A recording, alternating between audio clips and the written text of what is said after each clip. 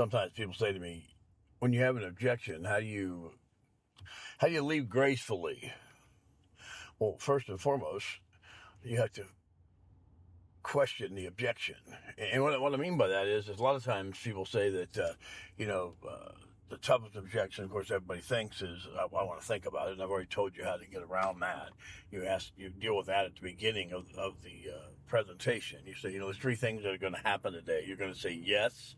Yes. You're going to say no. Yes. You're going to say, I want to think about it. And Bob, let's agree to something let's don't say that, because here's the problem with I want to think about it. What it really means is either you didn't understand it, or you're being polite and saying no, or there's somebody else that you're going to talk to. And if that's the case, Bob, I would like to be the last one to come in and talk to you, not the first one. Yes. And that a lot of times eliminates the, I want to think about it. Right? Not that it won't come back up later, but you remind the individual that, listen, we've already went through this, and again, you ask them point blank, when you're doing that at the beginning, is there somebody else you're going to talk to? And a lot of times they'll tell you the truth. And if there is, be willing to leave. Yes. Now, what about pivoting the objection?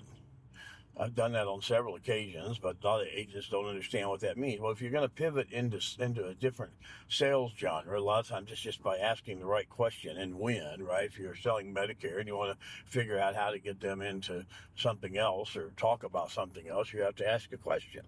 If you want to talk about Social Security while you're talking about Medicare, it's simple. You just say, listen, let me ask you a quick question. When are you going to take your Social Security? Or more, better yet, do you know when you should take your Social Security? Right? And of course, the answer to that is, when are you going to die? And if they don't know that, then you most certainly can't tell them what to do. Yes? Or how to get there, or when to start. Yes? So a lot of times I tell people that's the way that works out. Yes. Now, what about the circumstance where you would get somebody who says to you, they say, well, I just don't think, this is for me. I think I'm going to go a different direction. I think that, I've got other investments in other places, and I think that'll suffice.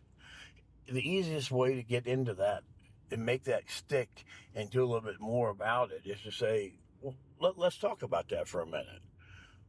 Let's look at that for a second. And then you're going to open up the conversation now, because you've rekindled the thought. Yes. And what I mean by that is, you say, like, if somebody, you're trying to do the BLP and somebody said, well, we've got, this is a true, honest thing that happened.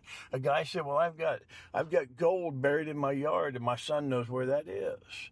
I said, well, let's talk about that for a minute. How much is gold worth today? Did you realize there's a 28% capital gains on gold? No, there isn't. Well, sure, wait a minute. Let's Google that.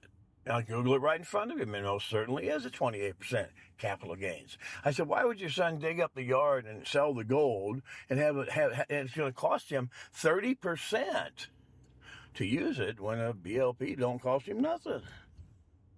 You see how I pivoted that and made him understand that you're going to give him 30% money instead of 0% to use it? See, it's all about pivoting the objection to solve the problem. Yes?